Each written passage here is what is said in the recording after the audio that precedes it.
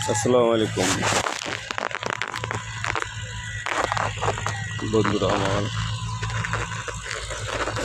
আপনারা আসলে দেশের যে প্রান্তে আছেন, ভালো আছেন, সুস্থ আছেন।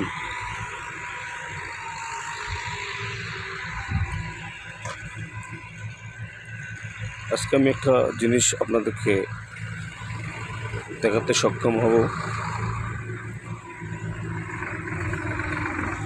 সেটি হলো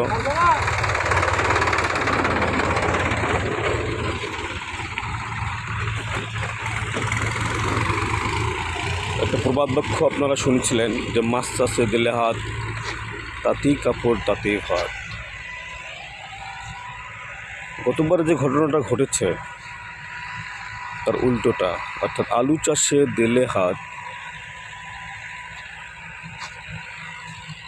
তাতেই পুকুর, তাতেই অর্থ নিপাত। অর্থাৎ আলু চাষ করে গতবার অনেকে ভিটাবিড়ি সারা হয়েছে, এটা আপনারা অবগত আছেন। অনেকে সবাই সম্বল হারিয়ে এখন ঢাকার উদ্দেশ্যে রওনা কিংবা ঢাকায় দিন যাপন করছেন।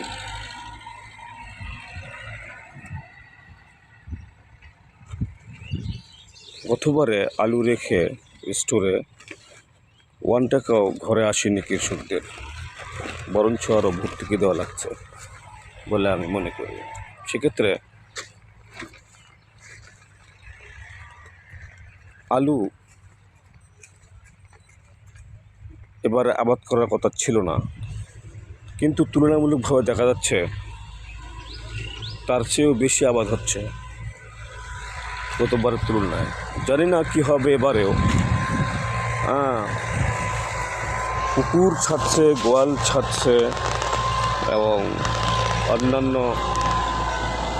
অনেকেই শ্বশুরবাড়ি ছাড়ছে, অনেকেই ভাই ব্রাদার ছাড়ছে, বন্ধুবান্ধব তাদের কাছে অর্থ নিয়ে আলু চাষ করছিল, একবারে বড় লোক হবে,